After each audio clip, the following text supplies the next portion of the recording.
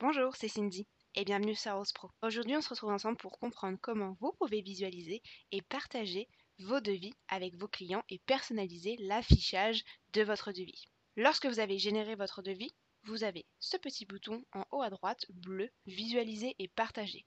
Lorsque vous cliquez sur Visualiser et partager, la nouvelle page s'ouvre, c'est ce que va voir votre client lorsque vous allez lui envoyer votre devis et cliquer sur le bouton Partager pour finaliser l'envoi du devis.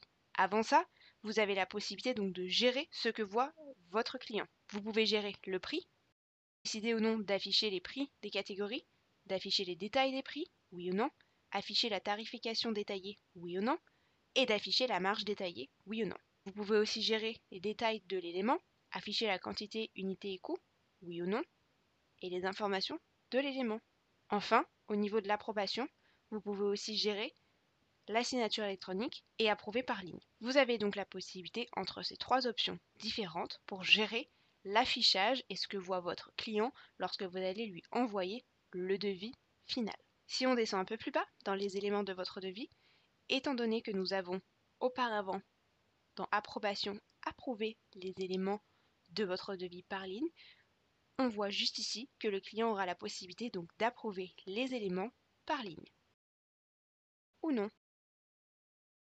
Au niveau du coût et du total, on aura la possibilité ou non de masquer et d'afficher le coût détaillé et d'avoir la possibilité de voir donc la marge et TVA.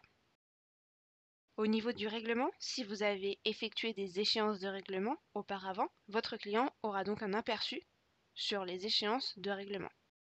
Au niveau des fichiers, si vous avez inséré un fichier aussi, votre client pourra voir et sauvegarder et importer sur son ordinateur le fichier, la capture d'écran ou un dossier.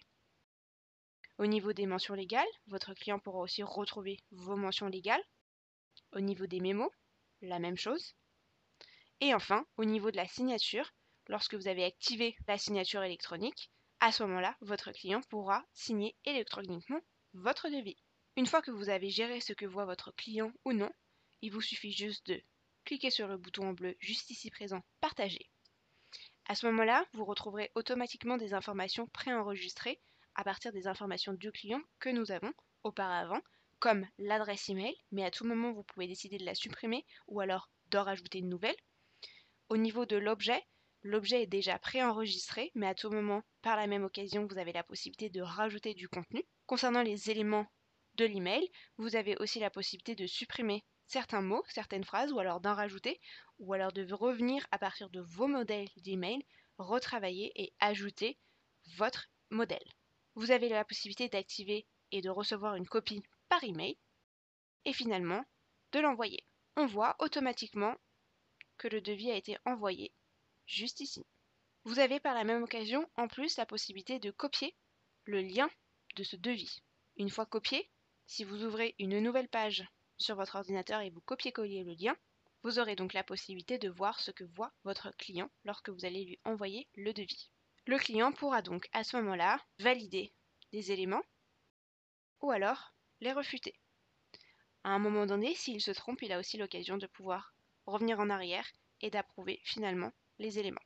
On voit aussi que le statut change. Il retrouve donc les différents éléments comme le total, les échéances de règlement, les fichiers que vous avez joints à votre devis, vos mentions légales, les mémos et la signature. Au niveau de la signature, il pourra donc cliquer sur signer et signer électroniquement, puis sauvegarder. Et enfin, il pourra à tout moment approuver directement tous les éléments du devis ou alors les refuser. Pour finir, le client n'aura plus qu'à soumettre et signer. Voilà, vous avez une petite notification pour vous dire que le devis a bien été validé. Vous allez recevoir donc une notification par email ainsi que votre client. Voilà, nous avons vu comment vous aviez la possibilité de visualiser et partager votre devis et gérer ce que voit ou non votre client. Merci d'avoir visualisé cette vidéo et on se retrouve très vite. À bientôt sur House Pro.